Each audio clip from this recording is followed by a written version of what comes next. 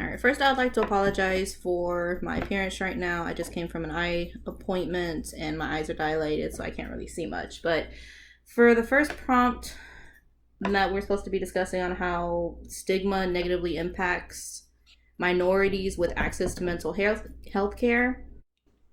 Access to mental health care in minority communities isn't as easy as most people would believe, especially in Spanish communities. There's usually language barriers that kind of inhibit people from actually being able to get treatment, especially since majority of people that end up having kids and stuff, most of the kids are ending up translating for them. And when you're only about 8 years old and you're trying to translate illness and pretty much all the treatments that you're supposed to be going through, it's not easy. Not only that, but Spanish people don't really believe in actually going to doctors as regularly unless it's like a dire need. So to be able to actually have the idea that, oh, not only am I supposed to go to mental health care, not just because, oh, maybe I hurt my leg, or maybe because I'm starting to lose sight in my eyes or something, but also the fact of you could be able to not only help your emotional need, but also your mental need in case you need it. And then ongoing from that, it's hard to have good diagnosis for Spanish communities or the minority groups due to cultural differences that everybody pretty much goes through. Spanish communities, again, there's a language barrier.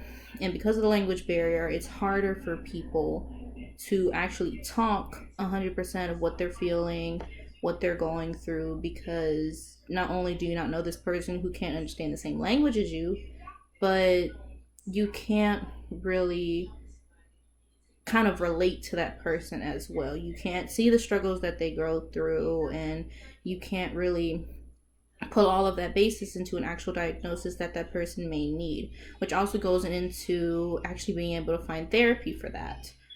Most people that pretty much go to therapy, mainly white people, are able to find therapists that can relate to them. Maybe they had similar upbringings, maybe they had similar communities, whereas in communities where you don't see someone that looks like you actually being able to help people like you, it pretty much kind of negates the idea that maybe I can actually get help for what I need, for pretty much what I need.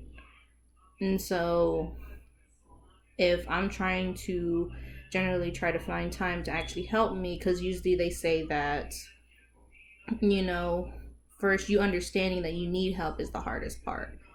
And then you go from that to actually trying to not being able to find someone that can not only relate to you, but also can understand where you're coming from, then that's almost like a hit in the gut from some people saying, why am I trying to be better if I can't even get the help that I need?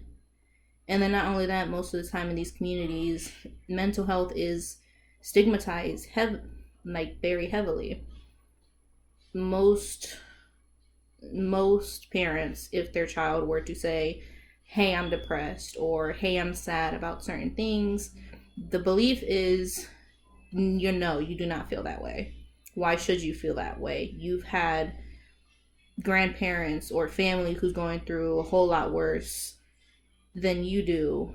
In general, pretty much putting the idea that, oh, just you, since you have a roof over your head and since you are being fed and since you are in school, which some people didn't have growing up, you should be good.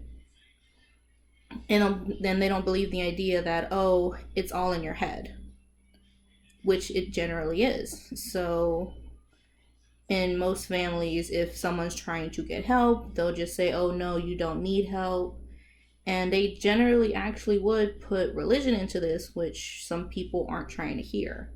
Religion, yes, can be a good thing, but not when it's being pushed as that being a saving grace, instead of pretty much having people actually helping with your mental health and everything like that. So yeah.